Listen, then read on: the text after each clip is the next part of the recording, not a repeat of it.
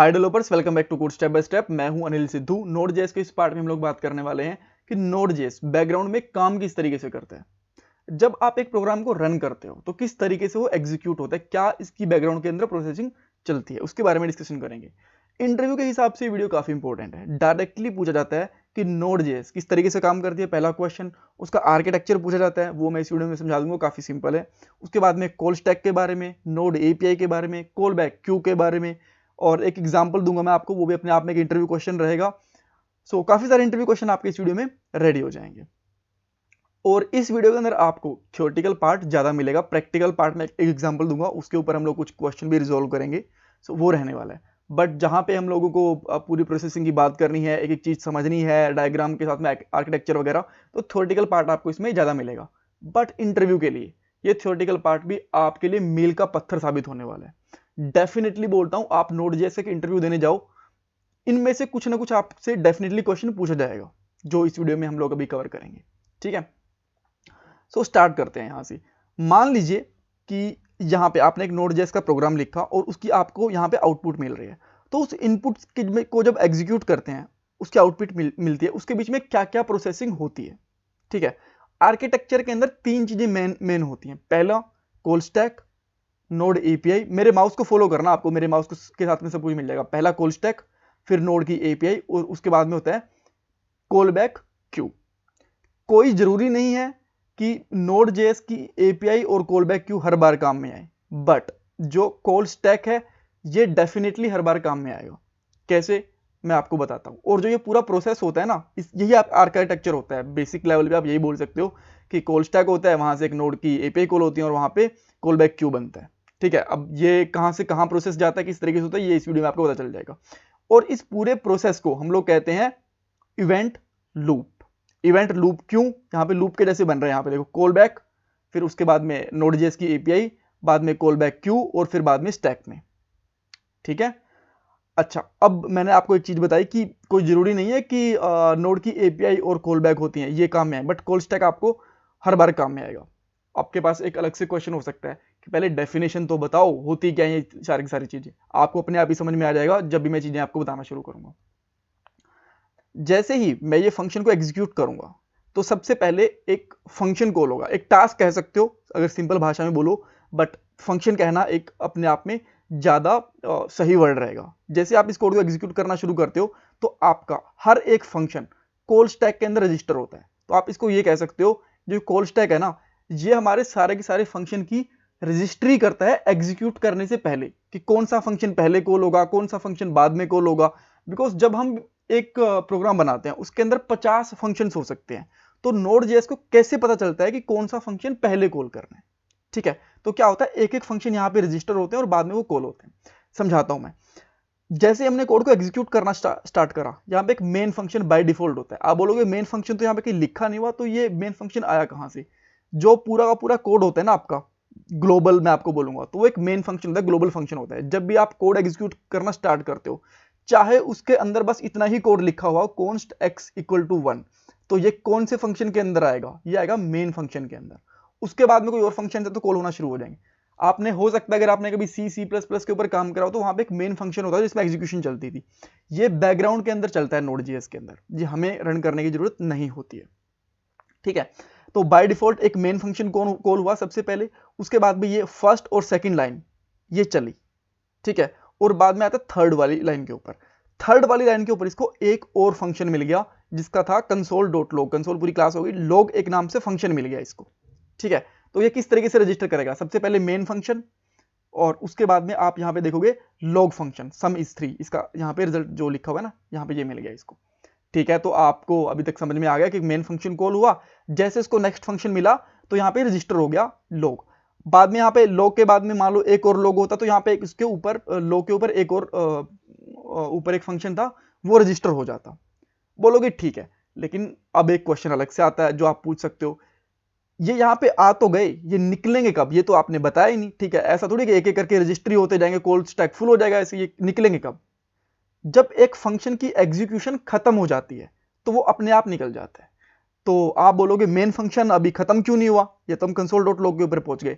Main function अभी खत्म नहीं हुआ, main function console dot log के बाद में खत्म होगा। वो कैसे, पहली लाइन, दूसरी लाइन, तीसरी लाइन, ये तीनों की तीनों मेन फंक्शन के अंदर लिखी हुई हैं और मेन फंक्शन के अंदर कंसोल डॉट लॉग लिखा हुआ है, बिकॉज मेन फंक्शन है वो तो ग्लोबल फंक्शन हुआ ना पूरा का पूरा, ठीक है, वो कहीं डिफाइन नहीं होता, उसके अंदर होगा। यहां पे मान लीजिए कि आपने एक टेस्ट फंक्शन बना दिया, उसके अंदर आपने ए बी सी करके 3 फंक्शन और कॉल कर दिए, ठीक है। इसी तरीके से एक मेन फंक्शन है जिसके अंदर कंसोल डॉट लॉग कॉल हो रहा है, तो जैसे ये फंक्शन कॉल हो जाएगा उसके बाद में कुछ और भी कोड होगा, वो भी एग्जीक्यूट हो जाएगा, उसके बाद में मेन फंक्शन होगा वो कंप्लीट होगा, और जैसे वो कंप्लीट होगा तो निकल जाएगा यहां से।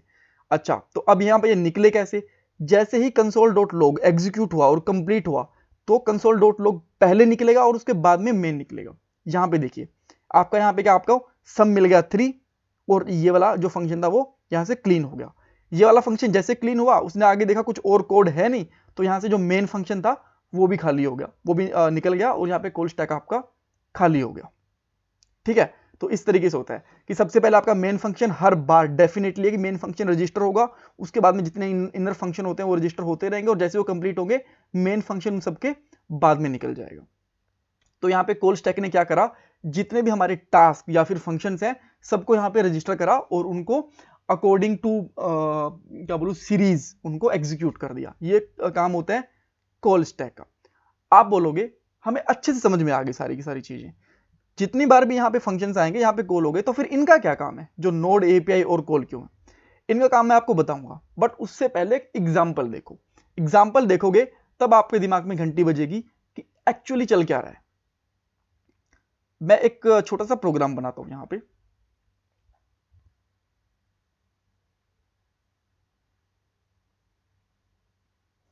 इसको मैं यहां पे क्लीन करता हूं सबसे पहले कोड को, कंसोल को। बस सिस्टम स्लो हो गया क्या? 2-3 बार लिखा गया अब। सो मैं इसको यहां पे क्लीन करता हूं और अब मैं यहां पे कंसोल लिखता हूं, कंसोल डॉट लॉग, और मैंने यहां पे लिखा स्टार्टिंग अप, ठीक है। बोलोगे सिंपल फंक्शन है, हमें समझ में आ गया, आउटपुट देगा। उसके बाद मैं यहां पे लिख देता हूं फिनिशिंग अप,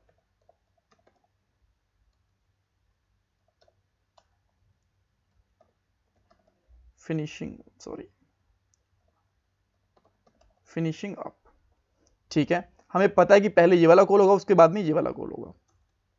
उसके बाद में मैं यहाँ पे एक फंक्शन लगाता हूँ सेट टाइम आउट। आप बोलोगे कि हाँ ये हमने पढ़ा हुआ है कि आप क्या करोगे, 2 सेकंड का डिले दोगे उसके बाद में चलेगा, नहीं, इस बार नई चीज है, शांति रखो आप। सो अब हम लोग यहाँ पे क्या करते हैं, मैं इसके अंदर दे देता हूँ 2 सेकंड का डिले, और यहाँ पे मैं कंसोल लगाता हूँ कंसोल डॉट लॉग, और यहाँ पे लिख देता हूँ 2 सेकंड लॉग, ठीक है। अब मैं इसके बाद में इसकी कॉपी बनाता हूं और एक चीज यहां पे लिखता हूं, इसके अंदर मैं देता हूं 0 सेकंड का डिले, और यहां पे लिख देता हूं 0 सेकंड लॉग। तो आप मुझे अब बताओ कि पहले क्या तरीके से कॉल होगा। हो सकता है आपने ट्रिक को पकड़ लिया होगी क्या कॉल होने वाला है, बट जो एक नया बंदा होगा ये बोलेगा पहले ये कॉल होगा उसके बाद में ये कॉल होगा। क्यों? क्योंकि यहां पे हमने टाइम 0 दिया है, 0 तो 0 होता है, ऐसा कुछ मतलब नहीं है। ये तो मैं मान सकते हैं कि 2 सेकंड तक वेट करेगा, बट ये तो 0 देगा, और उसके बाद में फिनिशिंग अप चल जाएगा, और जैसे 3 हो जाएंगे उसके बाद में 2 सेकंड के बाद में ये लॉग हो जाएगा। एक्चुअली नहीं, कुछ लोगों ने पकड़ लिया होगा, सबसे पहले चलेगा कंसोल डॉट लॉग का जो स्टार्टिंग अप, बाद में फिनिशिंग अप, बाद में 0 सेकंड, और बाद में 2 सेकंड। देखते हैं एक बार के लिए कि क्या मैंने सही बोला है। इसको रन करा, starting up, finishing up, 0 second, 2 second, exactly ठीक है। आप लोग समझ गए कि यहाँ पे इसका 2 सेकंड का डिले हुआ तो इसलिए इसने टाइम ले लिया, वो हम लोग जानते हैं, हमने लास्ट वाली वीडियो में डिस्कस कर लिया था। बट ये 0 वाला क्या फंडा है, और ये वाला एग्जाम्पल दे भी क्यों रहे हो, हमें नहीं चाहिए वाला एग्जाम्पल। समझाता हूं कैसे, क्योंकि ये दोनों चीजें हैं ना, ये रिलेट करती हैं यहां से नोड एपीआई से और कॉल बैक फंक्शन से। कैसे? थोड़ा सा और डिटेल में जाते हैं। जो ये सेट टाइम आउट दिख रहा है ना, ये नोड जेएस की जावास्क्रिप्ट की चीज नहीं है, ये है C++ की चीज। आप बोलोगे ये क्या बात हुई, यहां तो हम नोड पढ़ रहे हैं, यहां पे C++ कैसे आ गई? थोड़ी सी आपको और क्लैरिटी देता हूं, मैं आपको यहां पे जाता हूं, रिलेट कर लेना आप थोड़ा सा वेट करो कि यहां पे आप क्या क्या सर्च कर रहे हो, थोड़ा सा ये जल्दबाजी मत करना। यहां पे देखो, return in C plus plus and JavaScript. JavaScript का हमें पता है, बहुत बार बता जाऊंगी, नोड जेएस पूरी की पूरी जावास्क्रिप्ट पे चलती है 98% तक, बट जो 92% तक, बट जो 8% बचती है ना वो होती है सी सी प्लस प्लस। और जो सेट टाइम आउट आता है ना, इसके जैसे और भी बहुत सारे फंक्शंस होंगे, बट ये बेस्ट एग्जांपल है, ये पार्ट होता है सी प्लस प्लस का। ठीक है, आपको समझ में आ गई चीजें। अब मैं आता हूं वापस से प्रोग्राम के ऊपर। होता क्या है, जब मैं इस कॉल स्टैक के अंदर गया, यहां पे आता हूं मैं, यहां पे ये वाला प्रोग्राम मैंने बना रखा है पहले से ही, आपको अच्छे से समझ में आएगा। सबसे पहले क्या हुआ, मेन फंक्शन रजिस्टर हुआ हमारा हर बार की तरह पे। ठीक है, आप बोलोगे परफेक्ट। जैसे ही वाला मेन फंक्शन रजिस्टर हुआ, उसके बाद में हमारे पास हम लोग आ गए यहाँ पे सेट टाइम आउट के पास में। ठीक है, यहाँ पे 2 सेकंड वाला, यहाँ पे ये इसको कॉल करना शुरू करा, और जैसे ही इसको कॉल करना शुरू करा, तब तक ये वाला कॉल हो चुका है, स्टार्टिंग अप वाला, ये वाला तो इसका तो लोग आ चुका है। ये वाला यहाँ पे चला गया नोड एपीआई में। नोड एपीआई में क्यों, ये जो सेट टाइम आउट या फिर कोई ऐसी चीज जो हम लोग सी या फिर सी प्लस प्लस से इनहेरिट कर रहे हैं ना, वो सारी की सारी पहले रजिस्टर होती है नोड एपीआई वाले ब्लॉक के अंदर। ठीक है, दोबारा से बताता हूं मैं आपको।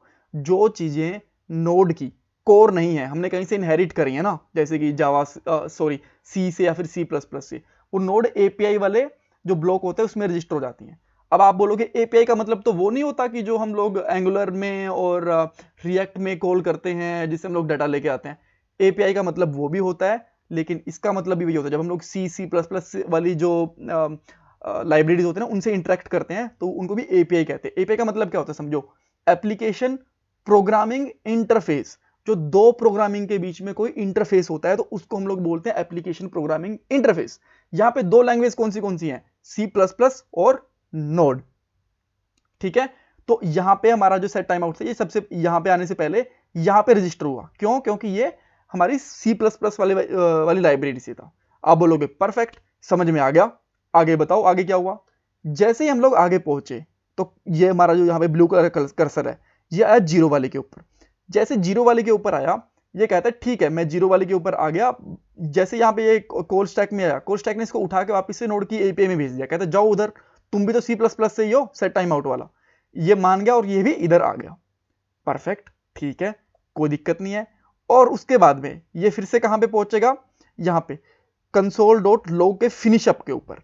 जब ये फिनिश अप के ऊपर पहुंच रहा होता है, तो इधर से इनका बैकग्राउंड में चल रहा होता है अपना काम।